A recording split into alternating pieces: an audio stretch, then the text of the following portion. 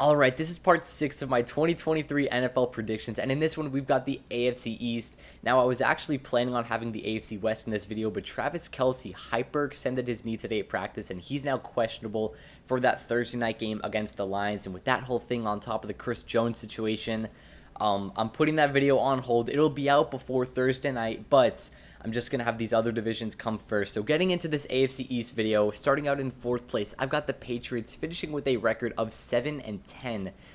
And, they're in obviously such a tough division, as we know, with the Jets, Dolphins, and Bills. Mac Jones is by far, to me, the worst quarterback in this division. But they did add a lot on offense this offseason. Juju Smith-Schuster, Mike Gesicki, even Ezekiel Elliott now in that backfield with Ramondre Stevenson. And honestly, with Bill Belichick, we know that they're always going to have they're always going to be keeping it competitive. That's why I have them racking up at least 7 wins this year. I think their ceiling is around 9-8, maybe even 7-10. You can stretch that too. And in any other division, they would likely compete.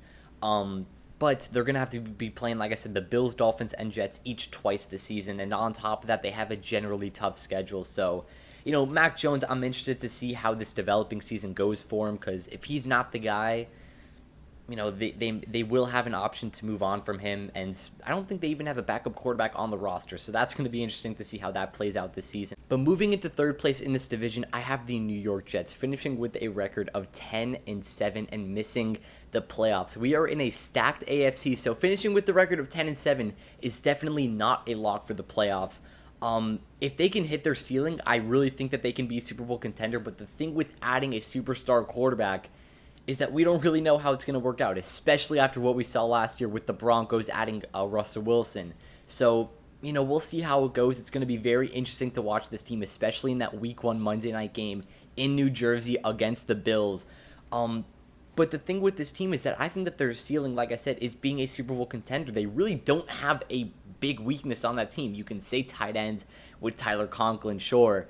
But, other than that, it's hard to find a weakness on this team. The pass rush is there. The secondary's there. They added Dalvin Cook this offseason. Now you're adding Breece Hall, who's coming back from that torn ACL. The receiver room improved like crazy. And now you have Garrett Wilson coming back for his sophomore season after winning Offensive Rookie of the Year. And, of course, the quarterback, you're bringing in Aaron Rodgers, the back-to-back MVP before, Mahomes won it last year.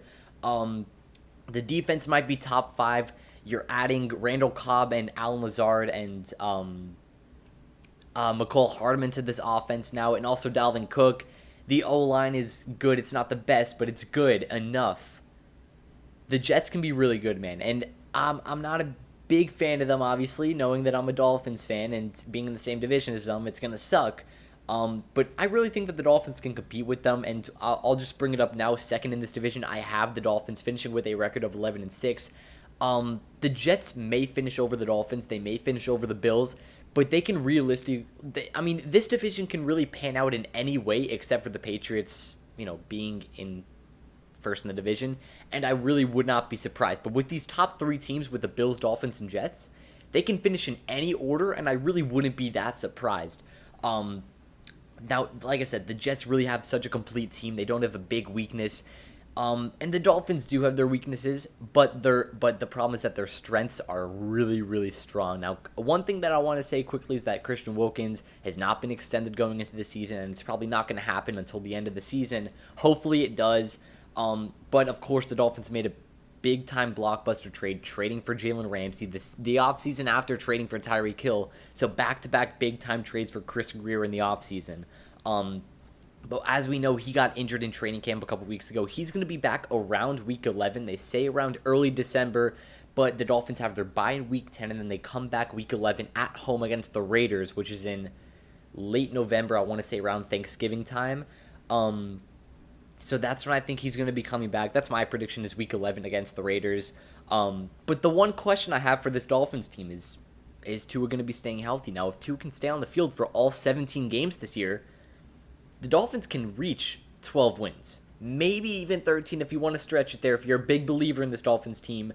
And of course I am, but I really don't think it's realistic to get to 13 wins, especially with Ramsey being out until early December, late November.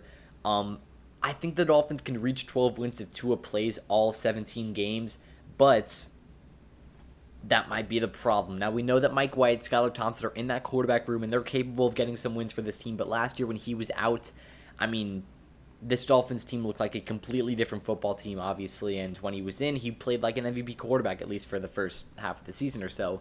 The offense is so dynamic, so it it's gonna be really dynamic if Tua's gonna be on that field, and if it's not, like I said, they look like a completely different football team. Devon A-Chain they're bringing in from Texas A&M, so he's going to be getting a couple starts, I'm guessing, with Jeff Wilson being out for the first 4 weeks. But, this defense now, obviously, with Vic Fangio you're bringing in from the Broncos, as he was fired a couple years ago, this defense can really be something special. We know that the offense is going to live up to its potential, most likely. So, this Dolphins team can definitely, I think that their ceiling is a Super Bowl contender, but like the Jets, their floor is probably also missing the playoffs. But moving into the top of this division, it's the Buffalo Bills, finishing with a record of 12-5. Now, that Josh Allen Stephon Diggs relationship has not been looking very smooth as of recently, especially finishing last year in that Bengals game. Stephon Diggs did not look like he was having a great time with Josh Allen. And last year also, the entire world was on the Bills. Around 85% of the people who watched football picked the Bills to win the Super Bowl, which included me. But, this year, it's completely different. You got the Bengals, you got the Chiefs, even the Jags getting some attention. Of course, the Jets and Dolphins, like I talked about. So the Bills aren't really everyone's pick out of the AFC. Of course, they're really popular because they still have a very talented team, but they don't have everyone in the NFL world picking them to win the Super Bowl this year. Now they basically have the same team as last year. They lost Tremaine Edmonds, so they're leaving a pretty big gap at middle linebacker. We know that Matt Milano's in that room, but Tremaine Edmonds was a completely different tier of Matt Milano, so now he's going to be giving his services to the Bears, who gave him a huge contract.